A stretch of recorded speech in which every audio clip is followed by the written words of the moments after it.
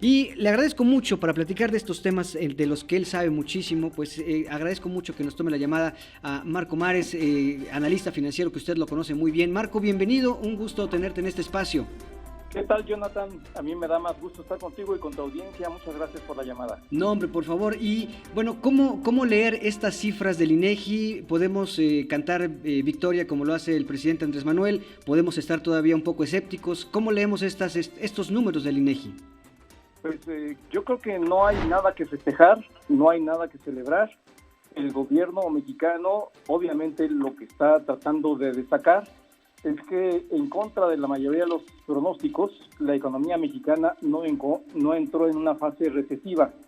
Y no entró en una fase recesiva porque registró un crecimiento de 0.1% en el segundo trimestre de este año 2019. Y pues para que fuera una recesión tendrían que haberse registrado 2 trimestres de manera consecutiva con un dato negativo. En el primer trimestre el dato fue de menos 0.2%. Al ser positivo en este segundo trimestre, pues ya no se cumple el calificativo de recesión económica. Sin embargo, lo que sí se puede observar es que es un debilitamiento general de la economía.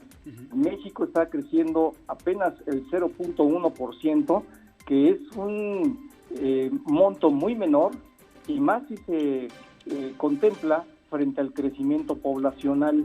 Obviamente, el menos 0.2 y el 0.1% indican que hay una severa desaceleración económica en el primer semestre de este gobierno de la Cuarta Transformación, lo cual pues va en contra de lo que originalmente anticipaba cuando era candidato a la presidencia de la República y criticaba que la economía mexicana tuviera un crecimiento muy mediocre, que además sí lo ha sido, claro, de solamente el 2%. Bueno, pues hoy ese 2% está muy remoto a alcanzar incluso para el cierre de este año.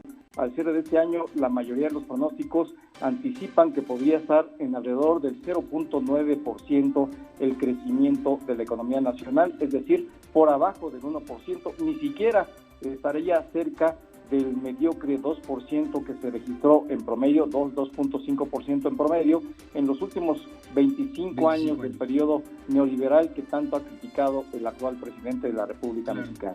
Oye, Marco, y todo esto se enmarca también, digo, al parecer pareciera que desde la Secretaría de Hacienda están enviando señales de que están anotando justamente esto que mencionas, y hace unos días lanzan este anuncio con varios ejes en un programa para reactivar la economía o para incentivar el consumo, incentivar la economía, y también pues ayer reconocen que hay un subejercicio del gasto público. Eso me imagino también impacta en estas mediciones del INEGI.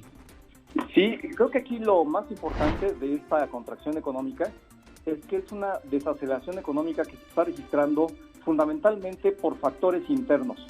A pesar de que en los últimos comunicados de la Secretaría de Hacienda se ha tratado de destacar el entorno económico adverso, con los choques que representan la guerra comercial entre Estados Unidos y China, el endurecimiento de la renegociación del acuerdo comercial entre Estados Unidos, México y Canadá, y la salida de la Gran Bretaña de la Unión Europea, el Brexit.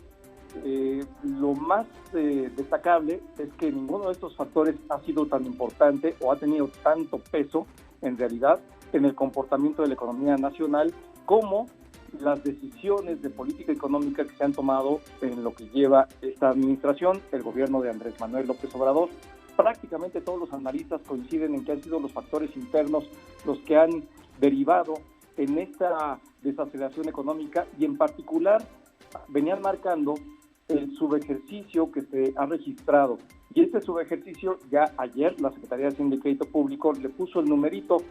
Son 174 mil millones de pesos al mes de junio, sí, lo que se ha contabilizado como subejercicio. ¿Qué quiere decir esto? Que aunque están disponibles los recursos, no se han ejercido. Por una o por otra razón, lo cierto es que no se ha ejercido, no ha fluido este monto de recursos, que, como tú sabes, tanto la inversión pública como la inversión privada son importantes detonantes del crecimiento económico. Y en esta parte, el gasto público pues ha tenido una cuota muy importante en la desaceleración económica, y por la otra, el discurso político contrario a las inversiones también ha derivado en la prolongación de la desconfianza y el menor flujo de inversiones privadas nacionales e internacionales en nuestro país. Y como consecuencia, lo que estamos viendo es esta severa contracción económica derivada fundamentalmente de factores internos. Oye, acabas de tocar un tema bien relevante en todo esto, el tema de la confianza. ¿Cómo se le genera confianza a los mercados y a los inversionistas? ¿Es con discurso o es con acciones, con programas, con iniciativas? ¿Cómo le generas confianza al inversionista y a los mercados? Sobre todo se genera a través de lineamientos perfectamente bien diseñados y claros respecto de lo que el gobierno hará y lo que permitirá hacer a la inversión privada nacional e internacional. Y aquí en este sentido la desconfianza, las señales encontradas han provenido con tanto de acciones como de discursos negativos. Las acciones todo el mundo las conocemos: la cancelación del aeropuerto internacional de Texcoco, el anuncio de obras de infraestructura que son muy ambiciosas y que no tienen un sustento, no hay ni siquiera planes de negocios para estas obras, y el retardo mismo del inicio de construcción de estas obras han enviado señales negativas a los inversionistas.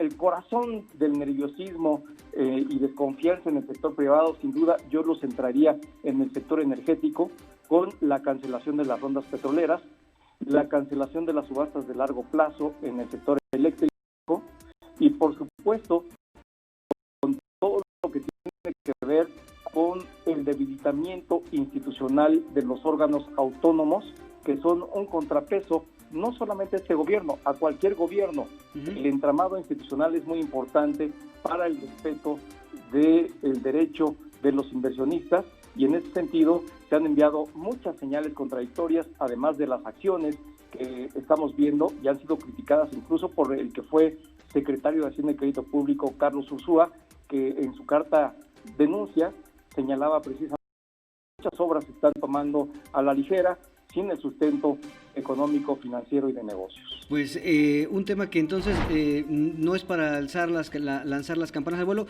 pero tampoco es como para preocuparnos sobre más. Es decir, la economía está jalando marchas forzadas, pero todavía no hay signos de que nos debamos preocupar para una debacle financiera. Mira, incluso aunque hubiéramos una recesión, no implicaba que se estuviera generando una crisis necesariamente. Una crisis económica con indicadores de desestabilización no se preveía. Lo que sí es que una recesión es una desaceleración mucho más profunda en la medida en que toca a distintos sectores de la economía nacional, y esto pues afecta en una mayor medida, pero no necesariamente hubiera derivado en una crisis económica, como tampoco se puede anticipar hoy día que se esté gestando alguna crisis económica por alguna decisión drástica de este gobierno. Lo que sí es que estamos viendo es que su curva de aprendizaje ha sido demasiado lenta, yo diría que prolongadamente lenta para el ejercicio presupuestal.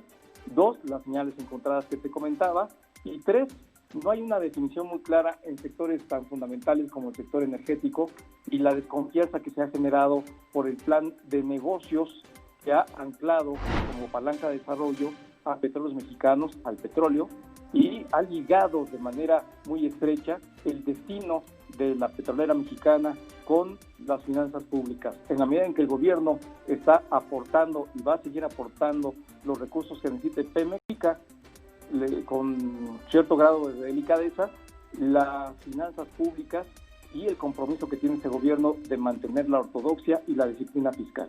Pues ahí está entonces. Marco, en verdad, muchísimas gracias por estos minutos para 21 Noticias y un gusto platicar contigo.